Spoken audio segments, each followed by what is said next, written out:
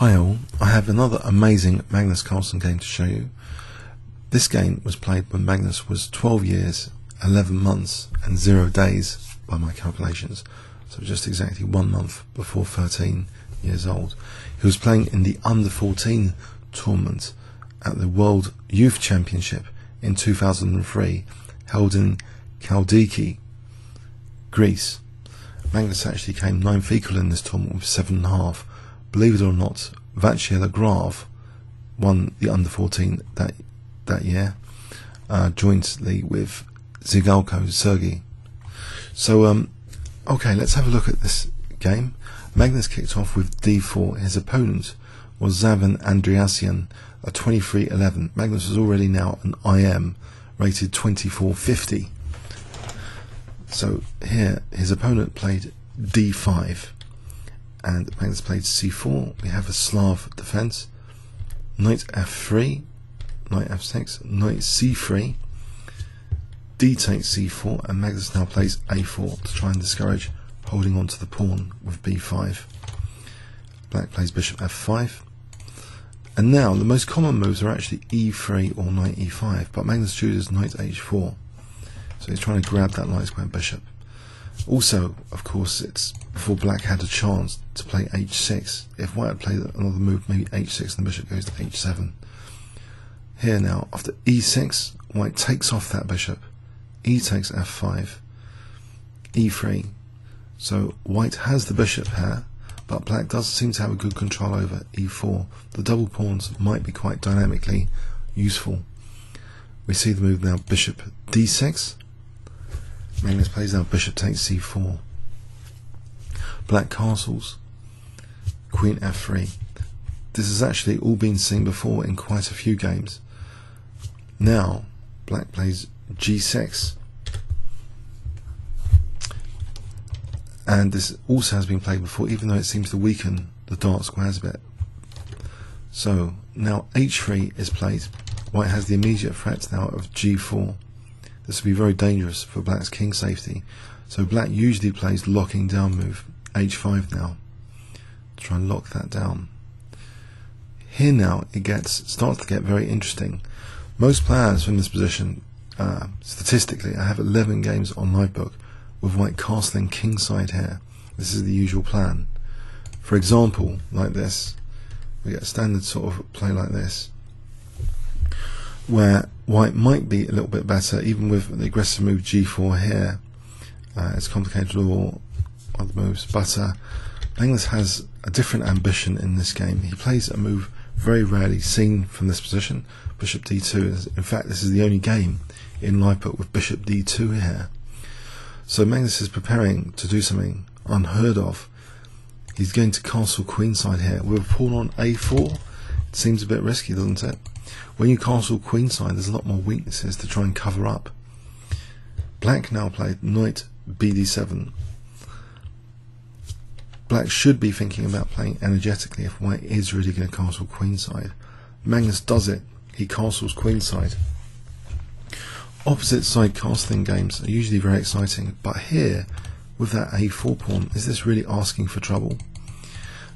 There are some very energetic ideas in this position, and the engines suggest a move like knight b6 or rook c8. These might be good ideas, or even a very, very quick b5 here, given the white king is on the queen side.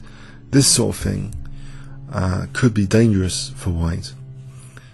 For example, if taking here, this is interesting, queen c8 here. But then again, there are some lurking dangers. Even if white hasn't got the light square bishop in this position, still g4 is actually quite dangerous, apparently. So say like this position can be quite dangerous.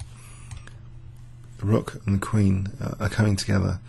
There's knight d5, so it's not without its pitfalls to play a quick b5 if white wanted to try and exploit the king over here. Maybe a more prudent rook c8. Again, g4 looks like an idea. b5 now. Bishop going back. This leads to very interesting positions if black played like this, with b4 also to try and get control of that e4 square.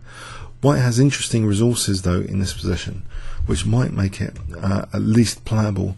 If the knight drops back, that might be a concession too far. White actually has aggressive ideas, like g takes here, to sacrifice a knight already in this sort of position. Here there's some compensation for the piece. Very interesting dynamics going on in these variations. Maybe white can even switch over to the queenside here. So some crazy lines there. But black actually played a6, and the reason I've looked at the two alternatives there, this every move is absolutely critical in this scenario. Is a6, that's the big question, is it a bit too slow in this position, given that Magnus is trying to rip things open now with the move g4, which he plays now. He plays g4, trying to rip things open. So immediately threatening g takes, and we've got that enormous pin on f7 here. Black hasn't got a light square bishop, so this is a majorly dangerous attacking piece here, especially with that pin on g6 coming up. Black did take on g4 here. What else? I mean, okay, there might be still the idea of b5, but yeah, maybe that could be a viable alternative. But fg4 was played, and now h takes g4. So white is threatening now to just tear black's kingside to shreds with g takes. So this is taken. Queen drops back. Now here you might think this is really dangerous, this h4. For the moment though, black controls the h2 square. What is dangerous about this position is if white had another move, f3 might be interesting. Because if taking, then there's queen takes g6 using that pin. But black to play, he plays b5. The bishop drops back, keeping that pin on f7. So we've still got this latent threat of f3 here. Black now plays c5. So is black going to be closing up the bishop, or is the main idea actually c takes d4, just to isolate a pawn, or rook c8? Well, these are other ideas. I think c4 is not really a primary goal of this. Just to keep the tension a bit more, or taking on d4 might be the primary ideas. Now here, in this position, though, this might not have been the most accurate move, in fact, because Magnus unleashes the power, potentially, of the dark square bishop as well as the light square bishop here after c5. He plays actually the move knight e4, and it gains a very valuable tempo hitting the bishop on d6. Now in this position, queen e7 was played in response to that, but before checking that out, if knight takes, queen takes, we're threatening queen takes g6 checkmate, and this is very dangerous. If c4 here, shutting down the bishop, queen takes g4, and we're threatening now queen h3, very dangerous on the h file. So this would be a very miserable position for black. So that's not too clever to try and shut down the bishop there. So black in this position tried actually queen e7.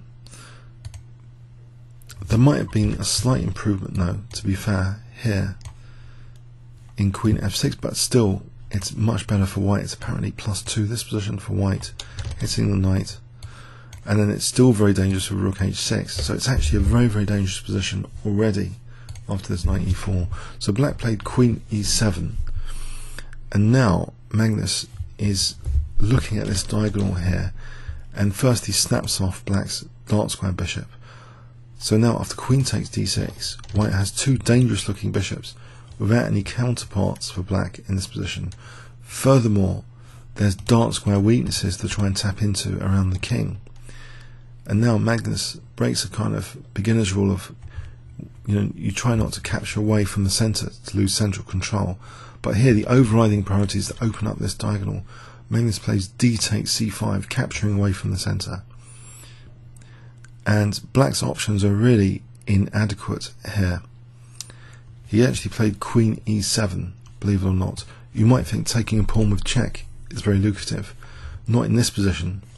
If queen takes c5 check, bishop c3, and this is extremely dangerous indeed, this position, if it occurred on the board. It's similar a bit to the game. If b4, there's the resource rook takes d7. So here, if knight takes, we play rook h8 mating. And if b takes, white has a fantastic resource in this position with the queen here. Can you spot it? If I gave you 5 seconds to pause the video now. Okay, rook takes f7, using the potentially loose rook on a8. Whatever black does here, this is just really good for white in this position. After taking here, the queen would have to go back, because otherwise queen h8, checkmate. If the queen goes back, then this is very good. White's going to be winning that rook soon at any point as well. But he's actually immediately threatening queen takes f6. And now you can take the rook, exchange up. Very nice.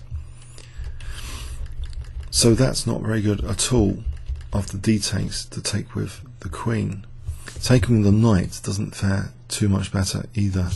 If the knight took, again bishop c3, threatening the queen. And if queen e7 in this position, various strong moves are available. Probably easiest is queen h2, threatening mate on h8. And here, in this position, white can carry on the attack beautifully in this variation. Can you spot what white could play here? If I give you 5 seconds, find mate in 10. Okay, queen takes h5 is crushing here. For example, like this, threatening mate. And black can try and delay things, but he's fundamentally getting mated here on h8. So these variations demonstrate the misery of black's position here. He can't take with the knight, he can't take with the queen. He plays queen e7, but the wrath of the dark square bishop is unveiled now with bishop c3. So threatening immediately rook takes d7, and if knight takes, rook h8, checkmate. So one small inaccuracy from black has led to this horrible position where there's these two really aggressive bishops pointing down at black's kingside. I think Tal would be proud of this game. Rook ac8 was played. What else? Now Magnus unleashes rook takes d7. You might think, okay, hold on a sec before we look into that.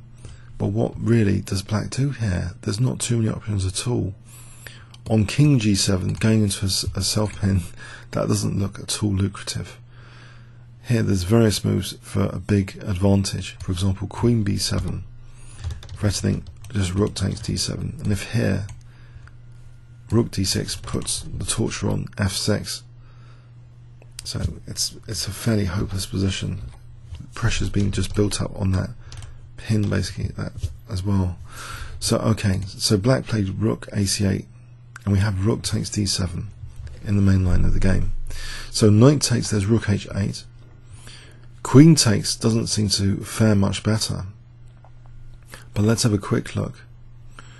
In the game, by the way, queen takes c5 was played. But before we go into queen takes c5, here, if queen takes d7, in this position, white should white is better actually with all sorts of moves here. Even bishop takes f6 is okay here, because check. Don't think that. Sorry, that's not even check. King's not even on b1. So basically, bishop takes f6. With mate threat next move. Yes, that's horrible. If here, trying to get the king to b1, pardon me, bishop c3, and this is better for white as well, black would have to give up the rook. So okay, after rook takes d7, queen takes c5 was played. And here, now, Magnus just unpinned his bishop with the move king b1. And this is a really crushing position. White has actually got a killer threat of queen takes g4 here. So if knight takes g4, rook h8, otherwise queen takes g6, crashing through. Black did play b4, just ignoring that threat basically, but there's nothing much he could do here in any case in this position. I mean, what does Black do here? If he plays queen f5 check, then e4. You see, if queen takes d7 here to win the rook, then bishop takes f6, and we've got that mating net again. Black can only just give up here. It's a forced mate faced with that mating net. The rook moves rook h8, anything rook h8 basically. So that check doesn't help to win the rook, doesn't help. So okay, so b4 was played, and we have this crushing move, crushing blow, queen takes g4 in the final position. So basically, if the knight takes the queen, well, Black resigned. If knight takes queen, rook h8 checkmate. If pawn takes bishop, queen takes g6 checkmate. If yes, it's not too good, is it? If knight takes here, then either rook h8 or queen takes g6 are both checkmate. So yes, queen takes g4. Black resigned. A crushing game. Let's have a look at it again to appreciate it from the start. So the Slav defense was turned into an attacking weapon, where opposite side castling, previously unheard of. There's only one book game in live book where Black was faced with white castling queenside. It's an outrageous idea because the pawn on a4. You would think that Black should be able to pick up some improvements here based on this. Possibly, yeah, it needs investigation, but as far as Stockfish is aware, if there is an advantage to Black, it isn't that great at all. It's like less than 0.20 here. So Black had to play very, very accurately indeed. a6 is not on the radar though.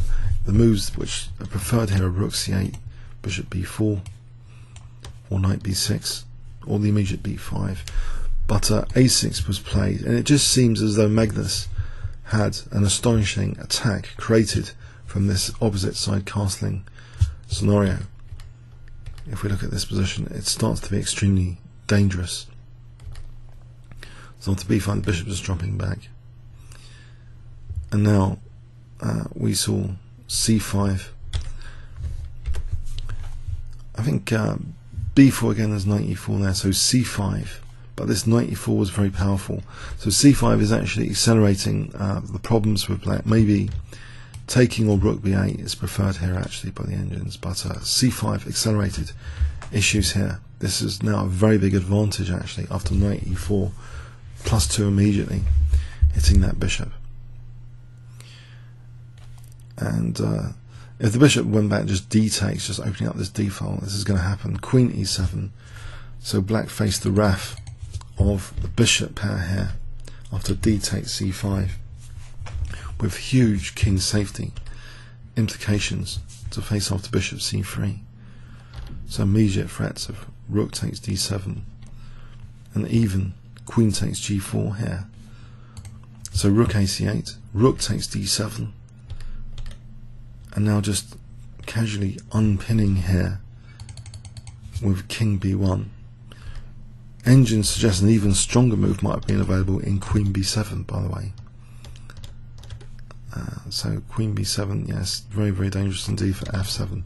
But king b1, very simple and strong. b4. So on move 24, final move, queen takes g4. Pure devastation for Black's king safety. Magnus shows that in opposite side casting scenarios how dangerous and resourceful he can be. I hope you enjoyed this game. Comments or questions on YouTube? Thanks very much.